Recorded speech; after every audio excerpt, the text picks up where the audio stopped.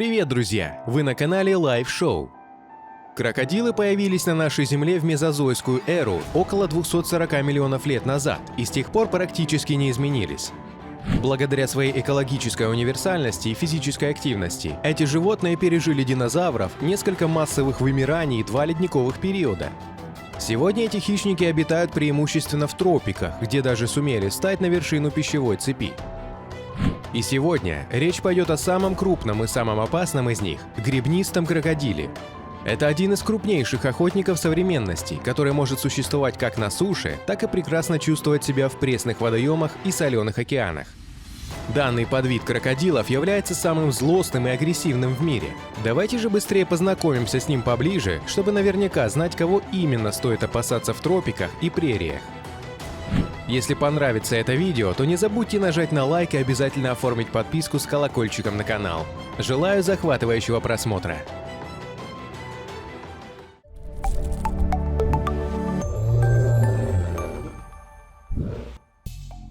Места обитания гребнистого крокодила – восточное побережье Индии, Юго-Восточная Азия, а также Северная Австралия.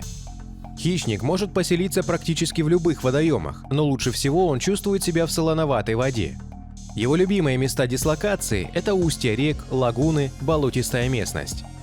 Существует также заметное отличие гребнистого крокодила от других подвидов. Он крайне плохо передвигается по суше и покидает воду исключительно для того, чтобы погреться на солнце или отложить яйца. Охотиться вне водоемов рептилия, конечно, может, однако эффективнее всего у нее это получается, находясь именно в воде.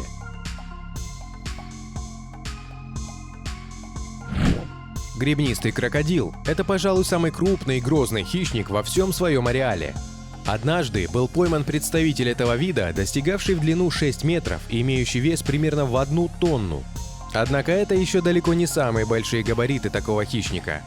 По неподтвержденным данным, длина крупнейших особей способна достигать 9 метров, а вес целых 3 тонны.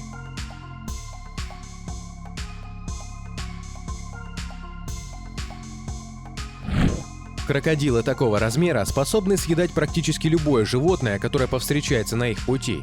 И особенно хорошо они умеют топить наземных существ, таких как птицы и млекопитающие. Особого внимания заслуживают челюсти хищника. Крайне мощные, превосходящие по силе укуса даже белую акулу. Единственное, кому может уступить гребнистый крокодил по силе укуса, это касатки и кашалоты. Отлично владея своей сокрушительной пастью, хищник может мгновенно уничтожить даже очень крупную добычу. Острые, крепкие зубы молниеносно дробят даже самые крупные кости, которые потом без особого труда перевариваются в пищеводе у рептилий.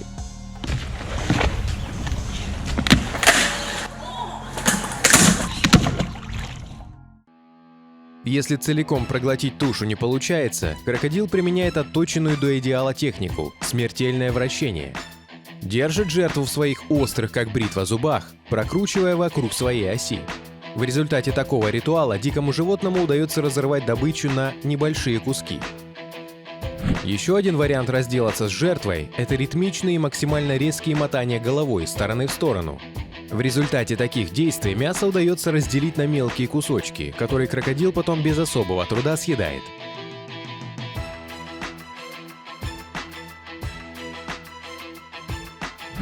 Что примечательно, стать жертвами такого крокодила могут даже самые внушительные по размеру представители крупного рогатого скота, например, буйволы.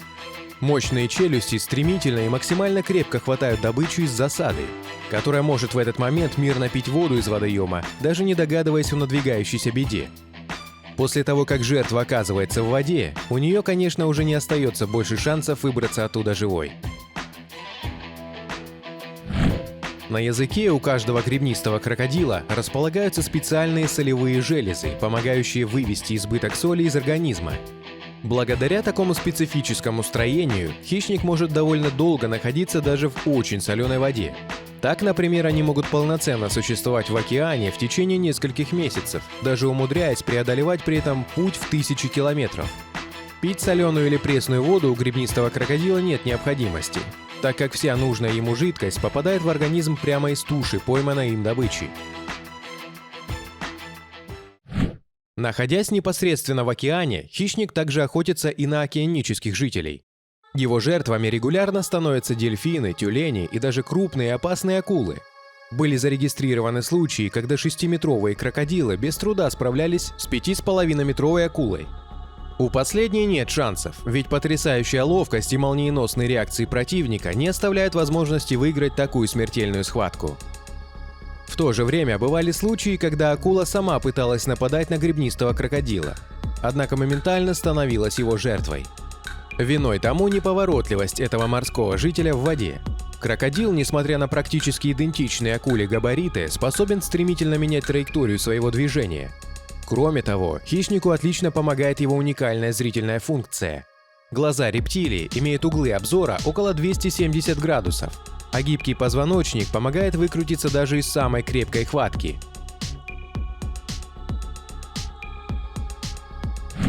Если в воде в момент охоты гребнистого крокодила на пути окажется тигр, то у него также не будет шансов уйти живым. Крокодилы не брезгуют ничем и в период крайнего голода могут даже подкрепиться залежавшейся падалью. Интересный факт. Исследования Института Чарльза Дарвина, что в Австралии, показали, что гребнистые крокодилы – это также одни из самых агрессивных по отношению к своим сородичам животных. Так, самец, охраняющий свою территорию с несколькими самками, может вступить с конкурентами в схватку, которая нередко заканчивается смертью или тяжелыми увечьями одного из представителей вида.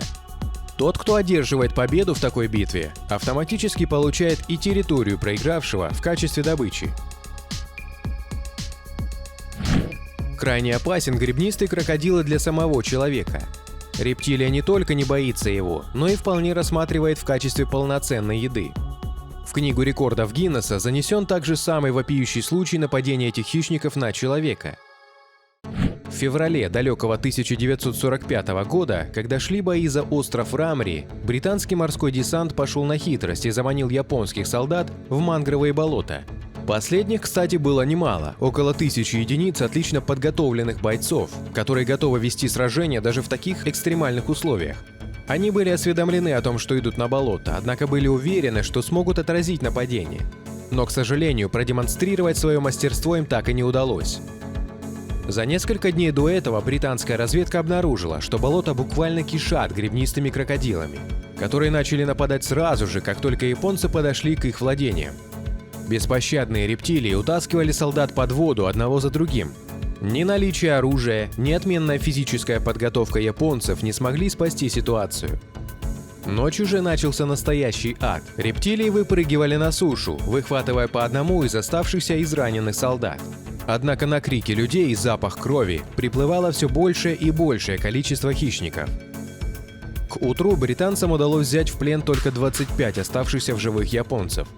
Все остальные просто не смогли пережить атаку кровожадных крокодилов, которые оказались безжалостнее самого врага.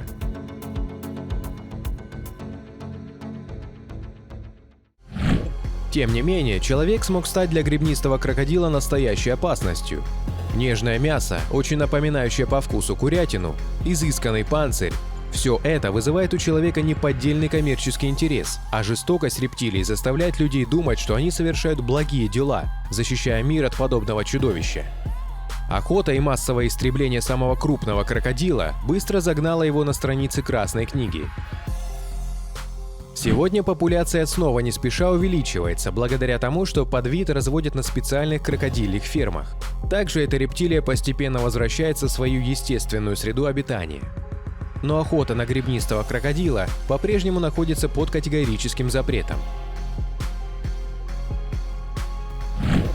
Напишите в комментариях, на каких еще животных из дикой природы вы бы хотели взглянуть в наших следующих выпусках. А если вам понравилось это видео, обязательно ставьте лайк. Ну и, конечно, оформляйте подписку с колокольчиком на LiveShow, чтобы не пропустить новые, захватывающие видео из мира животных. До новых встреч!